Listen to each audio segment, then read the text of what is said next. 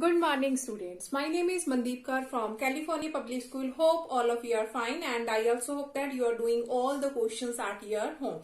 Now, let's start today's topic. Today, we will discuss the two topics. The first one is Argand plane. The first topic we will discuss the Argand plane, and secondly, we will discuss about the polar representation of complex number. Polar representation of a complex number. So firstly start it from here, Argand plane. So starting from this Argand plane, I just want to tell you about the Cartesian plane. You have studied about the Cartesian plane in 10th class. Cartesian plane. Here is our x-axis and here is our y-axis. And Cartesian plane is used to locate the coordinates of the points. We have to locate the coordinates in the Cartesian plane. Let us suppose we have a point, any point p, x, y, and in such a way we can locate the point in Cartesian plane. We can locate the coordinates in the Cartesian plane. Let us suppose we have a point 2, 3 is there. So we have 2 and 3. That means here is our point 2, 3. So Cartesian plane is used to locate the coordinates of the point. So we locate the coordinates on the Cartesian plane. Now what is the Argand plane and why is it different from the Cartesian plane? Argand plane is similar to this one. Argand plane is similar to this one. Here is x-axis, y-axis, x dash, y dash. And Argand plane is also used to locate the points. Now, what are these points? What is the main difference between them? In Argand plane, every point is associated with the complex number. So, we will locate the complex number on Argand plane. So, here is a P point. Any P point is there. So it is associated with, that is associated with z is equal to x shows its real part and y shows its imaginary part. That means x plus iota y. So every point in Argand plane is associated with a complex number. Is associated with the complex number. Let us suppose we have any another point. Here is another point q. That is minus x, y. So that point is associated with the complex number. What complex number? I am going to write here. Z is equal to minus x plus iota y. So every point in Argand plane is associated with a complex number. Now look at here. Its x part shows its real axis and y shows its imaginary. That means its x-axis shows its real axis. X part because x is its real part and y is its imaginary part. So that part shows its real axis and that shows its imaginary axis. Imaginary axis. So in Argand plane, the x-axis part shows its real values and the y-axis shows its imaginary values. Now we will discuss about the modulus in Argand plane. Modulus in Argand plane. Now what is modulus in Argand plane? Modulus in Argand plane. Now here is our x-axis and y-axis and let us suppose we have a point here x, y which is associated with a complex number x plus iota y. So x shows its real part and y shows its imaginary part. Now x, that means the distance from here to here, that is x, and y, that means this one. The distance from this to this is y. Here is distance x, here is distance y, and that is the distance from the origin. Let us suppose that is r. Now, modulus is nothing but the distance from the origin is there. So, look at here. If we have to find that r, what is the value of that r? That is a right angle triangle. So, we can use the Pythagoras theorem. That is hypotenuse square is equal to perpendicular square plus base square. So we can easily find the value of r. Hypotenuse square, that means r square is equal to perpendicular, that is y square plus x square, or we can write it r square equal to x square plus y square, that means r is equal to square root of x square plus y square. That means r is here root x square plus y square.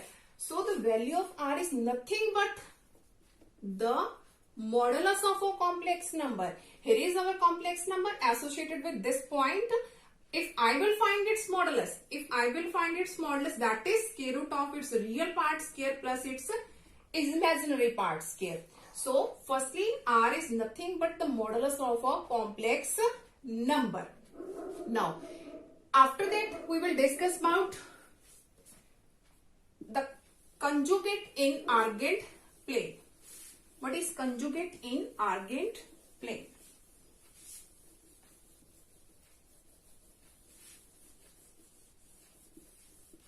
Okay, now is conjugate in argand plane.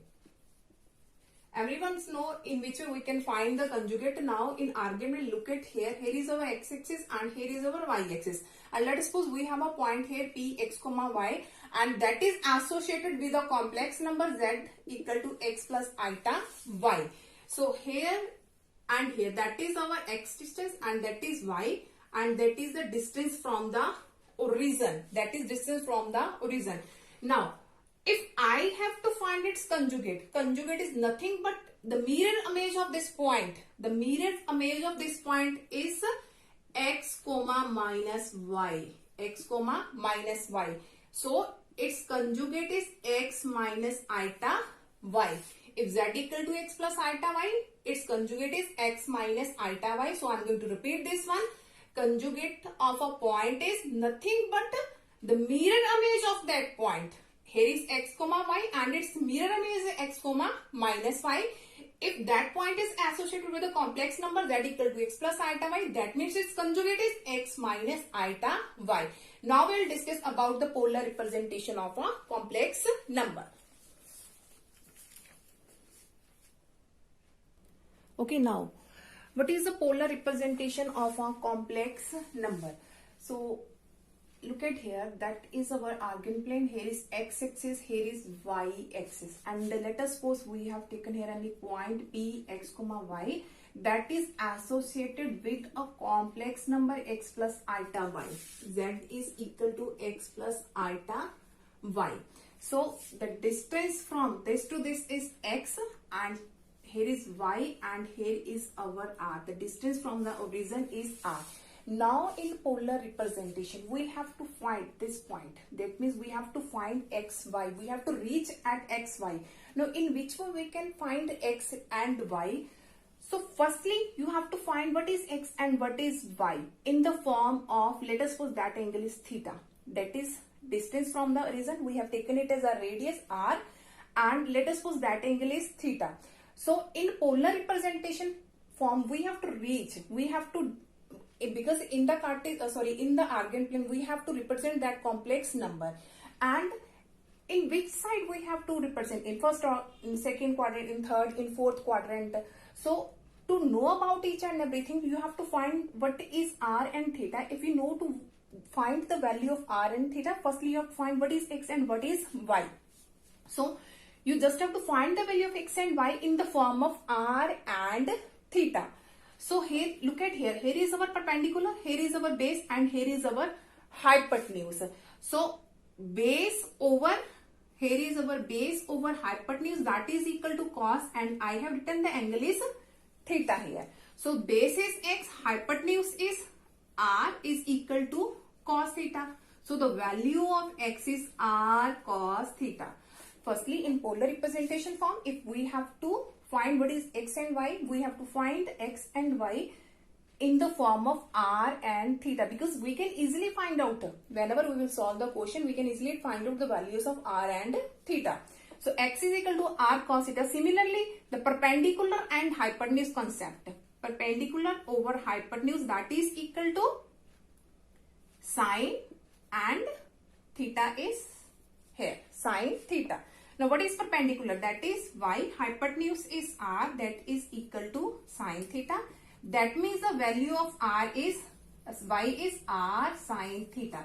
So the polar representation is z is equal to, put the value of x is r cos theta plus iota, y is r sine theta. So if I will take r as a common, it becomes cos theta plus iota sine theta, which is our polar form. That is our required polar form.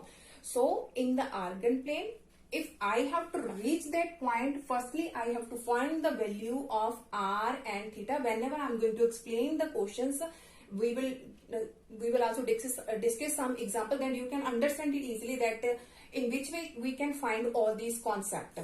So firstly, we have to find what is r, what is theta. In polar representation, we have to find two values. The first one is r and the second one is theta. And I already have explained you that r is nothing but the modulus of that complex number. We have to given any complex number and we have to represent that complex number in the polar form. R is nothing but the modulus of that complex number. Now what is theta? Theta is the argument of z. That is argument of z. So in which way we can find the values of theta? That is our main concept, that in which way we can find the values of theta. To find the values of theta, firstly you just have to find values of alpha. Find values of alpha. Now, in which way we can find the values of alpha? I'm going to rub all this one.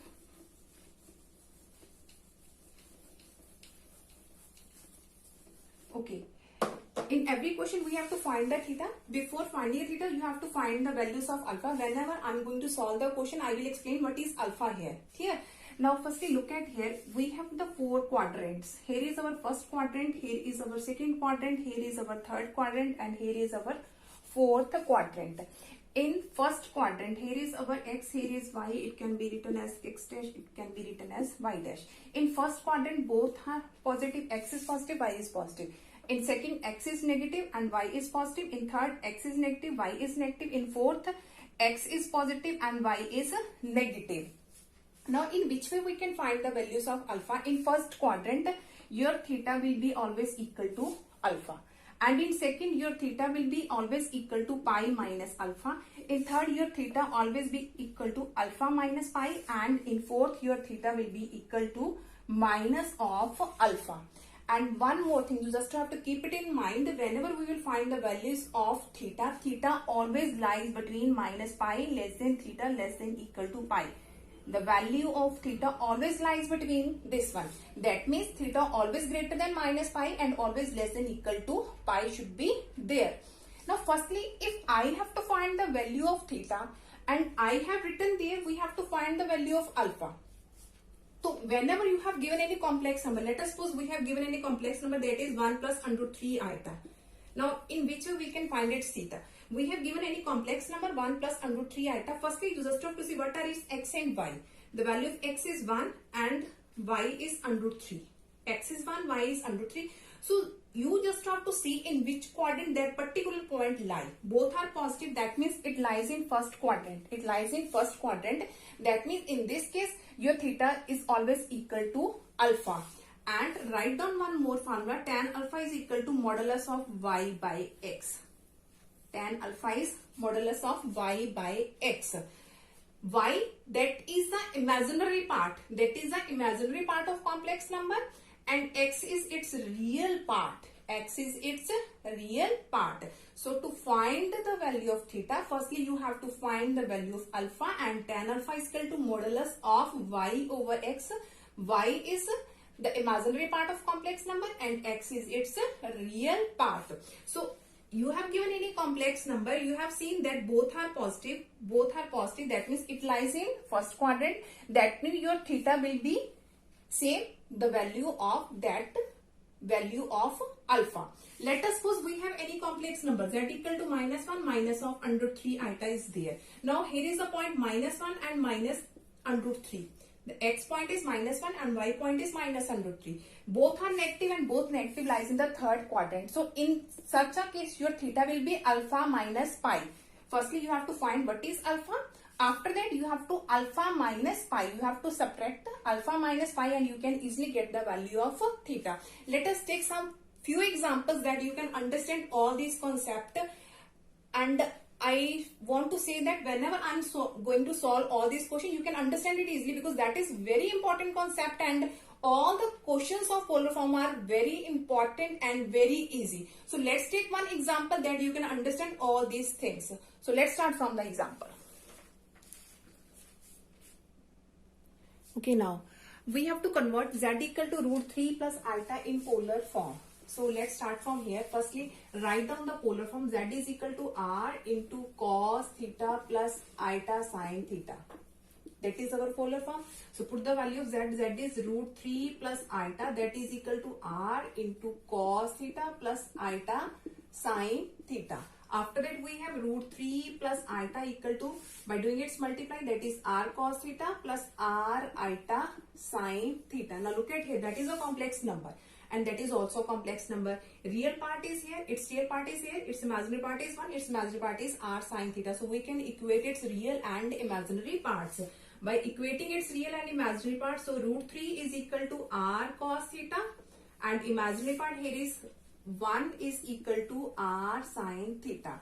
After that, you have to do its scaling. In every question, you have to follow the same step to convert any complex number in the polar form. So do its scaling and its scaling. So root 3 square is 3 and its square is r square cos square theta. In this side, we have 1 square is 1 and r square sin square theta. Here is our first, here is our second equation. After that, you just have to add both these equations because we have to find the value of r and theta. So you have to adding 1 and 2. Adding 1 and 2. Now look at here. Whenever you will add left by its left side and right by its right side. So 3 plus 1, that is 4. That is 4. Now here is r square cos square plus r square sin square theta. So by taking r square as a common and here is cos square plus sin square. The value of cos square theta plus sin square theta, that is 1. So the value of r is equal to 2 because r square equal to 4, that means r equal to square root of 4, that is 2. So we have find the value of r and I have told you that the value of r is nothing but the modulus of that complex number. So look at here. If I will find its modulus, root 3 square, that is 3 plus 1 square is 1. So 3 plus 1, that is 4 square root and 4 square root is 2. So the value of r is nothing but the modulus of that particular complex number. After that, we have to find the value of theta. To find theta, if I have to find theta, firstly I have to find the value of alpha. Firstly, find alpha. And tan alpha is equal to modulus of y by x. So tan alpha is equal to modulus. Y is its imaginary part. The imaginary part, because in the standard form we have z equal to x plus iota y is its standard form of a complex number. X represent its real part and y represent its imaginary part. So its y is 1 and its x is root 3. So it becomes 1 by root 3. So here we have tan alpha equal to 1 by root 3. So it's a value of tan 30, that means pi by 6. 1 by root 3, it's the value of tan 30 degrees. So tan pi by 6 is there. So by comparing, we can easily find the value of alpha is pi by 6. In every question, you just have to follow the same pattern and you can easily find all the polar form of any complex numbers. So now after that, we have to find theta. We have to find theta. So you just have to, here I have written there first quadrant, second quadrant, third quadrant, fourth quadrant. Firstly, you just have to see your numbers lies in which quadrant. Here is root 3, here is 1. Our x is root 3 and y is 1. Both are positive, that means it lies in our first quadrant. And in first quadrant, our theta is equal to alpha. Our theta is equal to alpha. That means here our theta is equal to pi by 6 is there. And one more thing, your theta always lie between minus pi less than theta less than equal to pi. So the polar form of that question is, put the value here, root 3 plus iota, the value of r we already have find out. So put here 2 cos theta is pi by 6 cos pi by 6 plus iota sine pi by 6, which is our required polar form. So I'm going to repeat this one. Whenever we have to find the polar form, we just have to find the values of r and theta. Let's take one more example that you can understand it easily, in which we can find the polar form of any complex number. Okay, now we have to convert z equal to minus root 3 plus iota into a polar form. So firstly write down the polar form. Z is equal to r into cos theta plus iota sine theta. After this, the value of z is minus root 3 plus iota equal to r into cos theta plus r iota sine theta. After that, what we have to do? We have to do it comparing real and imaginary parts, equating its real and imaginary part. Its real part is minus root 3 and here is r cos theta. Its imaginary part is 1 and here is r sine theta. After that, we have to do its scaling both sides. Scaling and its scaling. Root 3 square minus root 3 square, that is only 3, and here is r square cos square theta. And in this side 1 square is 1 and here is r square sine square theta. After that, write down here 1 and 2. We have to add in 1 and 2. By adding 1 and 2. 1 and 2. So 3 plus 1, that is 4. And here is r square cos square theta plus r square sine square theta. R square cos square theta plus r square sine square theta. So we can take r square as a common, cos square plus sine square theta, that is 1. So again the value of r is 2. So we have value of r is 2. So firstly we have find the value of r. After that, what we have to find? We have to find the value of theta. To find theta, we have to find alpha. We have to find alpha. So tan alpha equal to modulus of y over x. So tan alpha is equal to, the value of y is 1 and x is minus root 3. So 1 over minus root 3. And if I will take its modulus, it becomes positive 1 over root 3. This modulus is there. So we can write 1 over root 3. And again its value is tan pi by 6. Tan pi by 6. So again the value of alpha is pi by 6. Now to find theta, we have to see in which quadrant the point lies. In which quadrant the point lies. So I am going to show here. Here is our first quadrant, here is second, here is third, here is our fourth quadrant. So our point is minus root 3 and positive 1 is there. X is negative, y is positive. So it lies in second quadrant. X negative and y positive. That lies in second quadrant. And in second quadrant, our theta is equal to pi minus alpha. Our theta is equal to pi minus alpha.